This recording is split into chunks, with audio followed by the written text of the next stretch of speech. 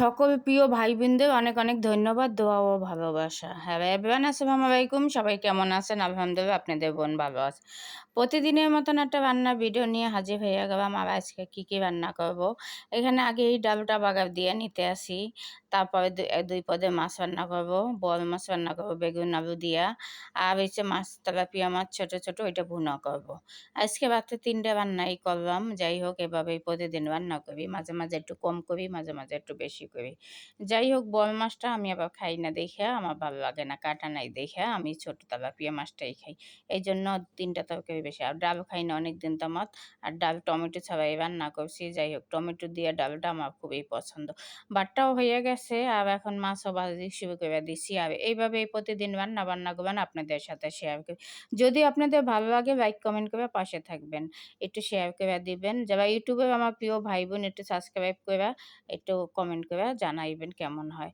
আপনাদের পাশে আমি থাকবো, ইনশাল্লাহ আপনারা আমার পাশে থাকবেন। এখানে আমি বেগুনের তরকারিটা বসাইয়া দিতে আছি এই পাত্রটার মধ্যেই। এখানে হলুদের গুঁড়া দিতে আছে 1 চামচ, মরিচের গুঁড়া 1.5 চামচ, জিরা বাটা, ধনিয়া বাটা একসাথে দিয়ে সুন্দর মতন কষাইতে আছে। আর রসুন বাটা দেবো। আমি মাছে কোনো সময় আদা দেই না, খালি রসুন বাটা দিয়ে রান্না করি। আর আমার রান্না করবেন যদি আপনাদের কাছে ভালো লাগে, অবশ্যই কিন্তু কমেন্টে জানাইবেন। আবার যারা না জানেন, আমার মতন করে রান্না বান্না করে খাইবেন। আমাদের বরিশালের রান্না কিন্তু অনেক মজা, সবাই একবার খাইয়ে দেখবেন। আমরা পরিপাটি করে রান্না করি। আর আমরা হচ্ছে কাঁচা মাছটা খুব কম খাই, মাছ সব ভাইজেই খাই। আমাদের বরিশালের মানুষ বেশিরভাগ মাছ ভাজাটাই পছন্দ করে। অনেক সময় শখ করে ছোট মাছগুলো কেউ ভাজে না, ওইটাই মাখাই বসাই দেয়।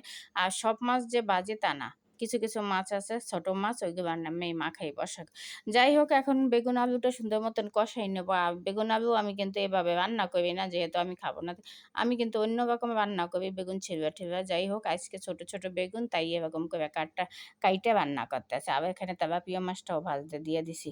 বলেন তো, এইভাবে রান্না বান্না একটু বেশি হইবে, একটু টাইম বেশি লাগে আর অনেক সময় লাগে। আলহামদুলিল্লাহ গ্যাসও ছিল, যেহেতু এখন কয়দিন গ্যাস আছে, এই জন্য রান্না কোনো কষ্ট হয় না।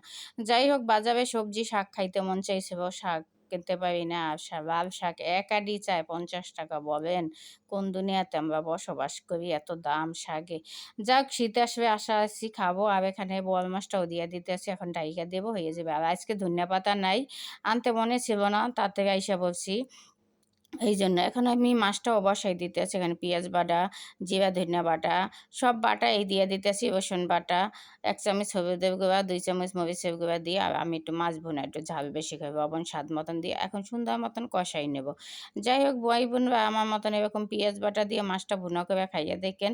কাটা পেঁয়াজের চেয়ে কিন্তু বাটা পেঁয়াজের মাছ ভুনাটা অনেক মজা লাগে।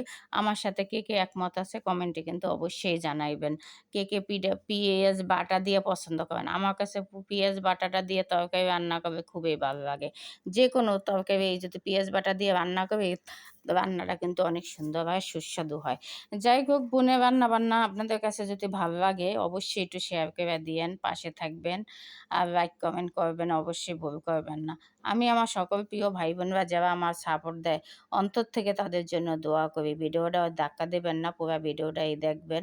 আপনাদের একটা লাইক কমেন্টে আমি একটু আগাই যাবো। আর দেখেন, জলের পানিটাও দিয়ে দিতেছি, মাছটাও আর দেখাইলাম না।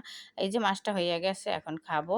আর খাইয়ে বলবো কেমন হয়েছে, সেটাও আপনারা জানতে পারবেন। আর এই দেখেন, অসাধারণ কিন্তু একটা মাছ বোনা হয়েছে। যদি একটু ধনিয়া পাতা দেওয়া যেত আরো ভালো লাগতো। সবাই ভালো থাকবেন।